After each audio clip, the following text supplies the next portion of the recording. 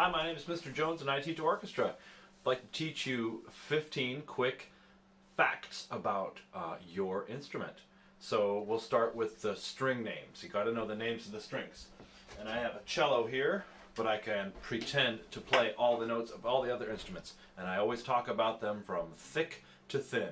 Just like you and I are going to go through a lot of things together, like your family and like your orchestra and your friends. You'll go through good times when things are thick, when there's plenty of fun and not too hard of work. And then there's going to be times when there's not a lot of fun and the work is really hard and it feels like it's really thin. So the expression through thick and thin will help you remember these words that will teach you the names of the strings. I'll start with bass, actually. So pretend this is a big bass and it grew inside. And remember, from thick to thin, from your thickest strings, the lowest strings, to the thinnest strings, the highest strings. I'll tell you an easy way to remember for the bass. It is elephants are decidedly great.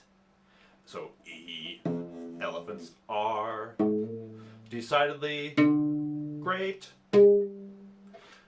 And then the cello, the next one up the pyramid from the low notes up to the high, and again from thick to thin, is cats go. Oops, that's out of tune. Down alleys. Cats go down alleys.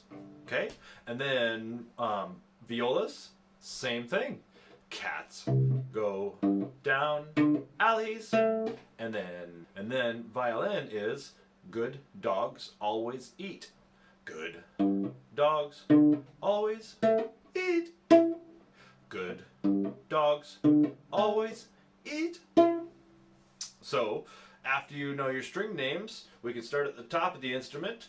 It's kind of like the head of the instrument, but this thing right here, which makes this beautiful golden ratio or Fibonacci sequence, I think, like a snail shell, is called the scroll. So if you imagine a piece of paper that the king or the queen had rolled up and was delivering to everyone, and they said, "I declare today to be orchestra day." That piece of paper rolled up like that was called a scroll. And so when they built this part of the instrument, I think to protect the important parts, which are these pegs, where you don't want to touch these.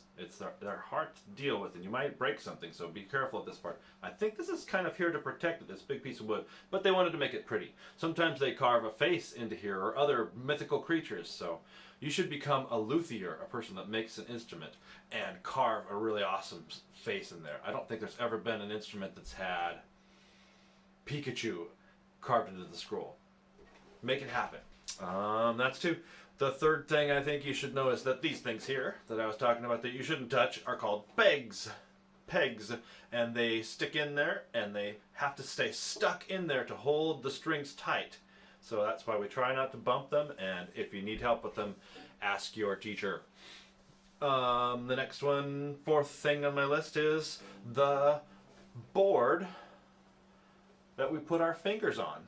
The fingerboard. So this is called the fingerboard, the black piece of wood that's attached to the neck and then floats out over the instrument. Be careful of how it floats out over here. You don't want to put too much pressure on it. You can play up there, but you should be careful because if you're not doing it right, you could hurt something. So make sure you know what you're doing with the fingerboard. The fifth thing then is coming down the instrument further, following our strings down, is this thing we call the bridge. So just like cars drive over a bridge and it's got this thing that holds it up, well, that's called the bridge on our instruments. What are we on? 6? 1, 2, 3, 4, 5, 6. Okay, 6. These things down here, I've got some little pieces of paper in mine because they buzz. But these little things down here, these screws, are called fine tuners. Because we tune the instrument with the pegs, but it moves a lot. It's hard to do little tiny ones with these, except in some cases. These ones down here make it a lot easier to tune our instruments. So most students have 4 of them on there, but then when you get to violin and viola, a lot of times they don't want those fine tuners on there because every little gram, every little ounce of weight that is here attached to this vibration that you're trying to make when you want to make a big sound with your violin. Every little ounce takes away and dampens some of that vibration. So those are called fine tuners. I think I'm on 7. Now that we've gone our way down the bot instrument, we've got this thing down here, and on a cello and a bass, we've got a spike down there, and some people call it a spike. A lot of times you hear the word end pin, because it's at the end of the instrument, and it's a big pin. So this pin sticks out so you can put it in the ground, and you should be respectful and not make holes where you're not supposed to. So we carry around usually a little thing you stick your end pin in, called a donut or a strap, or sometimes a piece of wood, to protect the floor and to make sure it doesn't slide away on you. So the end pin. And then on violins and violas. Oops, I've got to find my violin and viola. I think it's... And on violin and violas, the end of the instrument has a button. We call it an end button. It's actually a little plug that goes inside a hole, just like a cello. There's a hole in there, and the tailpiece, that's not one of the ones I usually worry about saying, is attached to the button. So the end button on a violin and viola, and an end pin on the bass and cello. That's 7. 1, 2, 3, 4, 5, 6, 7. Now the other 8 of our first 15 facts that we need to learn is about the bow. Now if your teacher hasn't really introduced the bow to you, you probably don't want to use the bow yet. We don't want students to tighten it or loosen it until they kind of know some of the rules. But I suppose it's okay to look at it, just be careful, and learn the different parts of the bow. So the bow has a tip. If we start at the top of the bow, I suppose, it has a tip, the pointy part. The pointy part of the bow is called the tip, and you should be really careful. It's really thin wood. There's some plastic down there, or sometimes bone, and in the old instruments there was ivory, so it could be very valuable, so be careful. And that little tip can break off. The white part can crack, or the tip can break, so be really careful. There's only 3 things we do with our bows. We play our instrument, of course. We raise our hands with our bows. That's very common. And we even point to our music, but not to our friends. I want to try and turn the page. I don't know who would ever do that. I did what I was... And so that's number 8. Number 9 is the stick. So this piece of wood, we call it the stick. I know, original, right? Then the white stuff underneath it is called hair, and it's from a horse's tail. After the horse has led a good life, we get to use their hair to make beautiful music. I forgot what number I'm on. 1, 2, 3, 4, 5, 6, 7, 8, 9, 10. Number 11 then. This is one's kind of fun. You could try this, just make sure you're in a safe place. There's a thing called the balance point, and there's a place where the bow will balance just perfectly. And instead of trying to find it moving around, that's kind of tricky. I learned, and this is only a few years ago that I learned this, if you just point your fingers and keep them straight and let it rest there, if you just slide your fingers together, it doesn't matter what your hands do. Because of the way, as long as they're both sliding, if one of them gets stuck, you might have to help or try again. But once you bring your fingers together, that'll tell you exactly where the balance point of that bow is. And you just kind of find it right about where it was, and you should be able to balance it right there. That's a super important place for our bow, the balance point. And it's about 1/3 of the bow most of the time. We're on 12. 1, 2, 3, 4, 5, 6, 7, 8, 9, 10, 11. 12.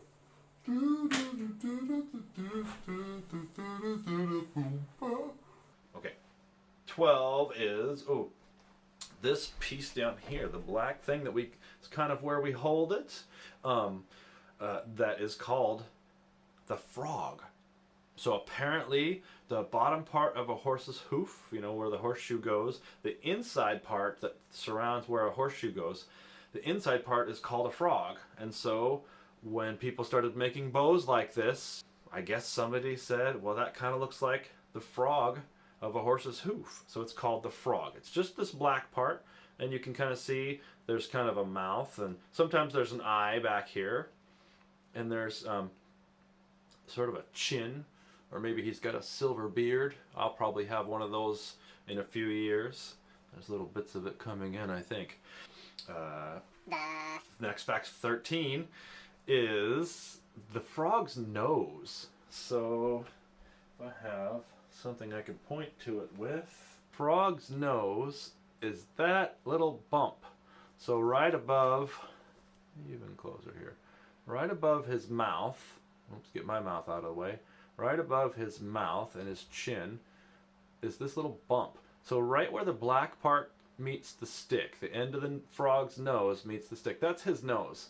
And that's right where we put our thumb. It goes right there. I like to teach students to slide down the stick. This is a bad angle. Slide down the stick until they hit that bump.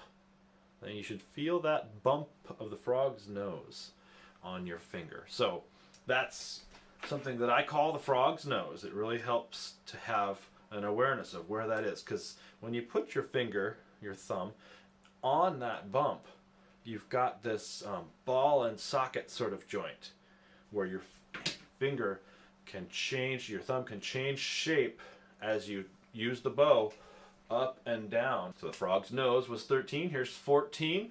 This thingy at the end here is called the screw. So that metal piece usually that can turn back and forth. So I'll tell you your 15th fact, which is to know the direction for tightening and loosening. Now, we don't want to move it unless you know that you're ready to and you've been taught. But, because I'm not going to talk about how tight or loose to make it. I just want you to know the directions, because it's just like a clock. And I think this goes the right way on video, but it might be backwards on your screen. We'll see in a minute when I edit this video. I'll find out. So tightening is like a clock. If you've ever watched a clock go around, it goes clockwise. Okay, and you can think of it a couple different ways. If you know your right and your left really well, at the top of the clock, it's going to the right. But then when it gets to the bottom, it goes the other way, because that's how a clock works. At the top of the clock is going to the right. That's tightening. So to the right, a lot of people say righty-tighty. You know, that's how a screw works. Most of the screws that we have in our lives go that way, but not all of them. And the other direction then is going lefty. Lefty-loosey is what they say, to loosen it up. So righty-tighty, lefty-loosey is pretty common, but some people don't get that. The ultimate judge is looking at the bow and feeling how it's getting tight or loose, seeing the hairs and watching how far apart as you tighten it, it gets farther and farther apart. If you see railroad tracks, ooh, it's too tight, you might be breaking it, you might be stretching that hair out. If you see railroad tracks, if they're parallel, it should have, when it's tight, it should have a little bit of a dip, just like an upside down rainbow or a smiley face. Upside down rainbow. Smiley face. So, and then when it's loose, the hairs can almost be a little floppy, okay?